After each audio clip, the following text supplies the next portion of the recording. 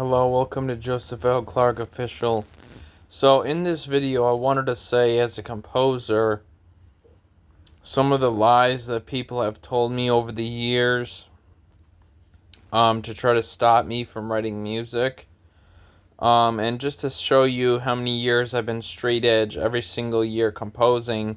I started composing around 12, and then I took it more seriously at 16, and from 16 to 31 I didn't stop composing every day, Monday through Saturday, sometimes even Monday through Sunday. So that's why I have Opus 5000. But I wanted to say that these are some of the lies that people told me over the years. The big one is the big number one is nobody listens to classical music. The reason this is a lie is because people do listen to classical music. If you just YouTube Mozart best masterworks, you'll see that there's about, at least, and that's in the low end, 100,000 views on Mozart.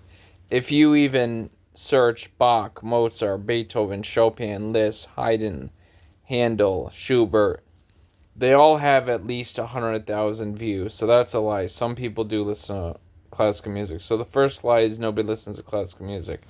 The second lie I've heard came from my dad, and that is only old people listen to classical music. This was not true, because myself is 31 and I was listening to it at 16. So I was listening to classical music at 16. I was listening to organ works, Bach's organ works, while I was playing Skyrim, the video game, because in Skyrim the Xbox could play your MP3s over the music, or over the video game you were playing. So, and I had CDs too. I would listen to Tchaikovsky, but I've always liked Bach the most. So that's the other lie, is that old people only listen to classical music. The third lie came from Two Set Violins guest.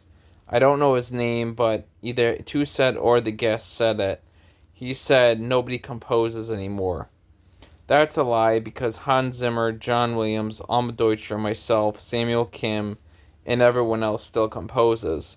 Now, I will agree to this. Some people don't compose notes like you'd see Bach or Beethoven do, but other people compose with putting the note, how long the note is, and putting it on a C. Like, let's say this is a C note. You put the note here, and then you drag how long you want to play it.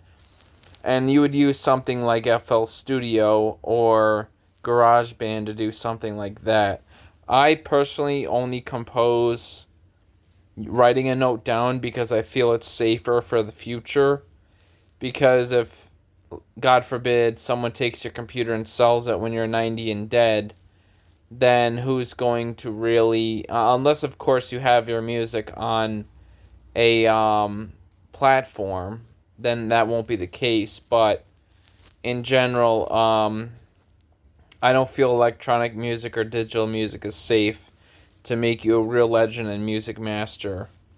And just to let you know, I have written fugues, I have written canons, I've written a canon for 6 guitars, I have written sonatas, I have written rondo form, I've written everything possible. So, and if you want to know what rondo form is, it's A B C A B A C A B C B or A B A C A D or something like that. So it's melody 1, melody 2, melody 1, melody 3, melody 1, melody 4. That's rondo form. So I know all the forms, I know all the techniques, I know inversion, I know retrograde, which is backwards, taking the melody and playing it backwards. I know how to do inversion with the melody still being played forward or in this original form. I know interval expansion, interval contraction. There's a lot of things, but I learned all this from Jonathan E. Peters' books on composition 1 and 2, and I learned it from Counterpoint and Harmony by a doctor of music, which you can find in your local library. So that's all I'm going to say. But the last biggest lie that I wanted to say is that nobody likes or is impressed with classical music. I would say the exact opposite. If you put a classical rock singer up at a stage and the rock band is playing the rock music, and you put a classical pianist who's playing Franz Liszt, I guarantee the classical pianist who's playing like Franz Liszt is going to sound a lot better than that crappy singer of rock just messing up her vocals. So, and everyone is impressed with that new song, for instance, by Andrew Fagatoli on YouTube. It's because it's mastery, it's virtuoso. And me being a virtuoso pianist, a virtuoso organist, a virtuoso violinist, a virtuoso cellist, um, I know that virtuoso is never going to be forgotten easily. So that's all I'm going to say. Have a good day.